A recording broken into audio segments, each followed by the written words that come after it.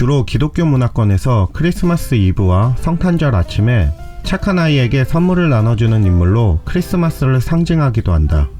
산타클로스는 오늘날의 터키에 해당하는 지역의 주교였던 성 니콜라우스라는 실존 인물과 관련된 유럽의 설화로 그는 남몰래 많은 선행을 했다고 전해진다.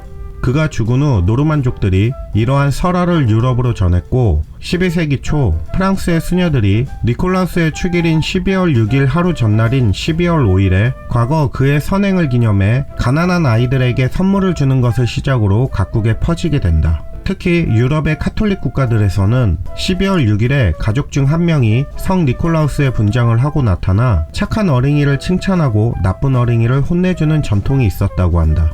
17세기쯤 아메리카 신대륙으로 이주한 네덜란드 사람들이 자선을 베푸는 사람을 성 니콜라우스를 뜻하는 의미로 산테클라스라고 부르게 되었고, 그것이 그대로 영어권으로 넘어가면서 오늘날의 산타클로스로 불리게 되었다. 유럽에서는 파더 크리스마스라고 불렸으며 지금도 영어권 밖의 지역에서는 그렇게 부르는 곳이 많다. Santa Claus.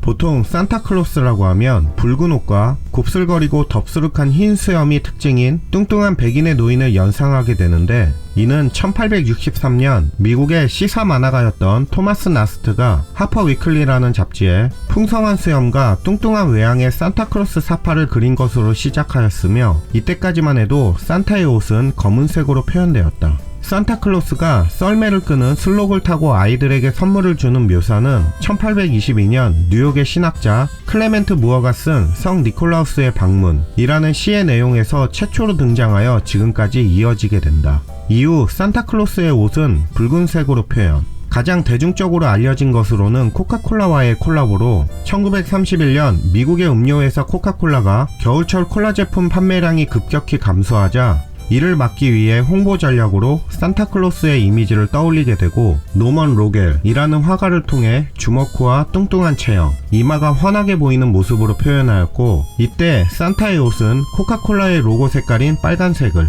흰 수염은 콜라의 거품을 표현한 것으로 최초로 산타의 옷을 빨간색으로 나타냈다고 한다. 하지만 그 이전에 미국 크리스마스 카드 인쇄업자인 루이스 프랭이 빨간 옷에 산타를 찍어냄으로써 정형화되기 시작했다는 설이 있는데, 이때 산타클로스가 입은 옷의 빨간색은 카톨릭에서 주교의 붉은색 옷을 표현한 것으로 산타클로스의 전신이 성 니콜라우스 성인이기 때문에 붉은색으로 표현했다고 전해진다. 이렇듯 산타클로스의 이미지는 초반에 확립된 것이 아닌 각 시대를 반영해 천천히 쌓아가면서 만들어진 것을 알 수 있다. Santa Claus. 산타클로스가 굴뚝을 타고 벽난로로 내려와 선물을 놓고 간다는 것은 대부분이 아는 이야기로, 이것 또한 성 니콜라우스의 선행이 전해지면서 나온 것인데, 4세기경 터키에 세 자매가 살고 있었는데 집이 너무 가난하여 결혼을 못하고 있었다고 한다. 이를 알게 된 성 니콜라우스 주교가 그녀들을 도와주기로 결심하고 아무도 모르게 금 주머니를 굴뚝 속으로 떨어뜨렸는데, 신기하게도 금 주머니가 벽난로 옆에 걸어둔 양말 속으로 들어갔다고 한다. 이렇게 금주머니를 받게 된 세 자매는 그 돈으로 무사히 결혼을 하게 되었고, 이런 니콜라우스 주교의 이야기가 후세에 전해지게 되면서 자기 전 머리맡에 양말을 걸어두는 풍습이 생겼다고 한다. 원래 산타클로스가 선물을 주는 날은 니콜라우스의 축일의 하루 전날인 12월 5일이었으나 19세기경 크리스마스가 전 세계에 알려지면서 크리스마스 전날 밤에 산타클로스가 굴뚝을 타고 들어와 선물을 놓고 간다고 믿게 되면서 크리스마스 이브에 잠들기 전 머리맡에 양말을 놓고 선물을 기다리게 되었다고 한다.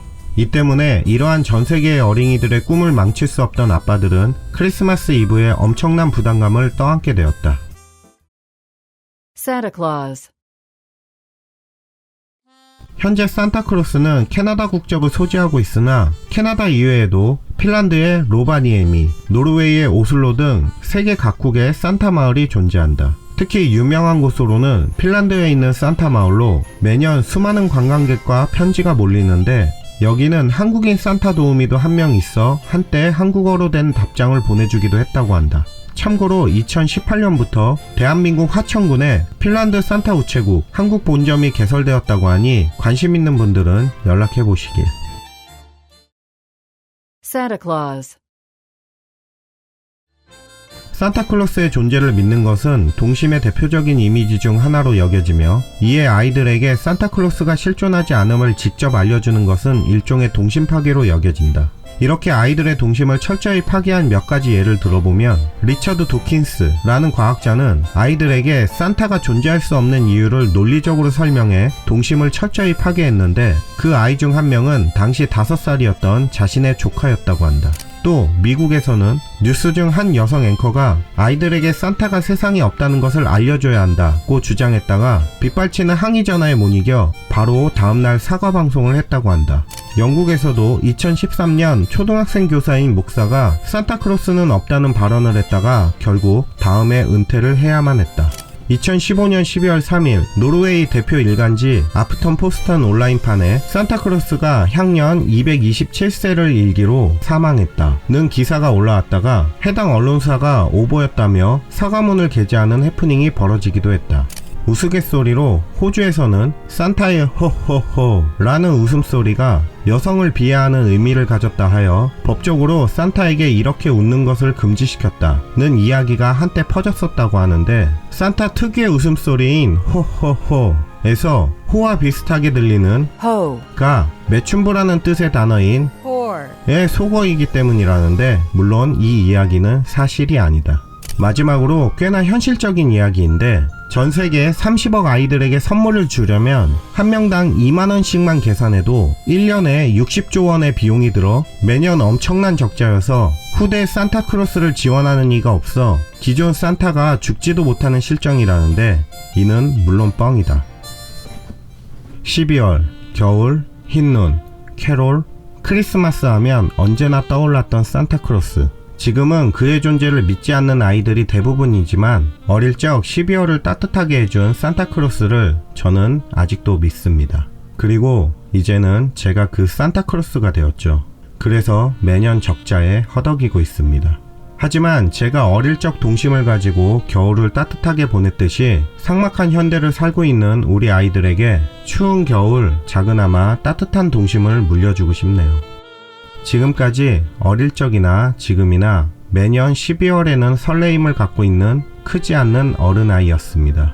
여러분, 메리 크리스마스!